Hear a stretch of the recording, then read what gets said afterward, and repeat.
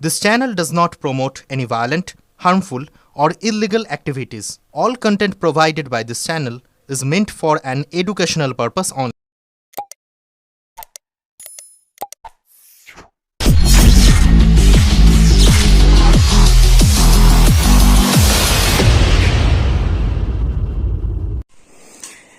ঠিক 9 মাস আগে সুতন্দার বাবা চলে গেছে, তারপর এরকম ঘটনা, কি বলবেন?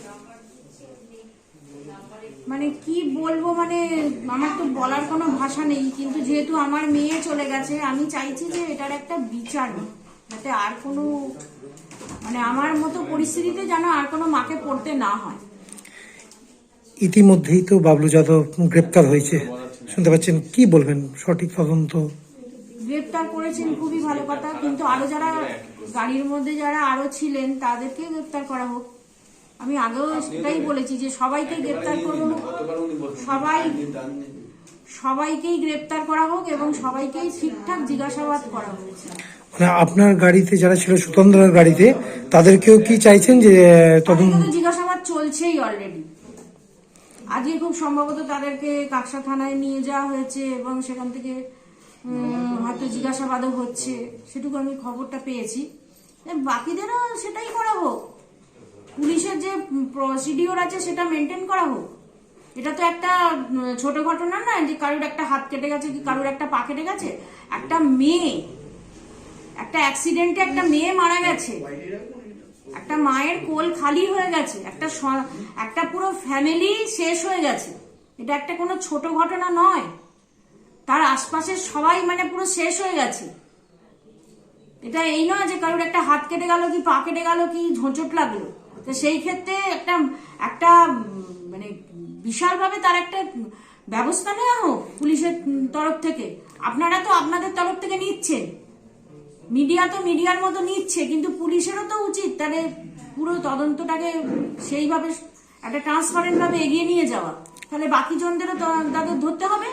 যখন তাদের সমস্ত কিছু নাম, তাদের ছবি নাকি আমি শুনছি যে বেরিয়ে গেছে, যে কে কে ছিল না ছিল, যখন বাবলু যাদবের নাম এতদিন আগে উঠে এসছে, যেদিনকে অ্যাক্সিডেন্ট হচ্ছে সেদিনই বাবলু যাদবের নাম উঠে এসছে, তাহলে তাকে ধরতে এতদিন পুলিশের টাইম লেগে গেল কেন?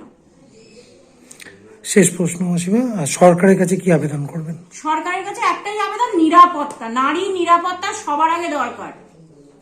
সে নারী হোক, আমি একটু আগে আমার যে শিল্পী বন্ধুদের যে মিছিলটা এসেছিল সেখানে একজন বললেন যে পুরুষরাও নাকি এখনকার সমাজে নিরাপদ নয়, এমন অনেককে বললো যে আমিও নাকি ইপটিজিং এর শিকার হয়েছি, এমন অনেক পুরুষ বললেন। তা এটা কেন হবে? সে নারী হোক পুরুষ হোক, কেন তার স্বাধীনতা থাকবে না? কেন সে ইপটিজিং এর শিকার হবে? এটা তো মানে সরকারের, এটা তো আমাদের প্রাপ্য, আমাদেরকে দিতে হবে, আমাদের অধিকার, আমাদের অধিকারটা তো আমাদেরকে দিতে হবে ভাই, এটার তো কোনো বিকল্প নেই। আমাকে সে সরকার টাকা দিক না দিক, আমি কোনো রঙে যাচ্ছি না, কোনো পতাকা যাচ্ছি না, আমি শুধু একটা মানুষ হয়ে, একটা মা, একটা সন্তানের মা হয়ে এটা আমার দাবি যে প্রত্যেকটা মানে কোনো ছেলেও যাতে ইপটিজিং এর শিকার না হয়, কোনো মেয়েও যাতে ইপটিজিং এর শিকার না হয়, প্রত্যেকটা দাবিটা সেই জায়গাটা একটা দিতে হবে।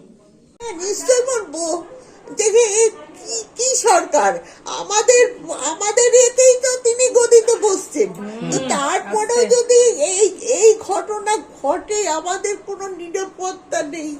আমার রাত দিয়েছে একটা, তাদের এটা প্রফেশন, সেই প্রফেশনটা করতে তো যেতেও যেতে পারে। গানের যারা গান গাইতো সঙ্গে তারাও এসেছিল, বলছে। আপনি কি ক্ষতিপূরণ চান? কিছু ক্ষতিপূরণ চাইছেন সরকারের কাছে? সরকারের কাছে তো আমি নিশ্চয়ই চাইবো ক্ষতিপূরণ, কেননা আমার যে ক্ষতি হয়ে গেল, তাহলে সে ক্ষতির দাম কে দেবে? কে দেবে? যে আমার নাতনি একটা ইনকামে করতো, তো আমার বাড়ি বন্ধক আছে, আমার বাড়ি 50 লাখ টাকায় বন্ধক, আমি দেউলিয়া, আমি পুরো মানে কিচ্ছু নেই আমাদের। আমার ছেলে ক্যান্সারের কেমন খরচা জানেন? আমার স্বামী ক্যান্সারে মারা গেছে, আমার ছেলে ক্যান্সারে মারা গেছে, তাহলে কি অবস্থা বুঝতে পারছেন?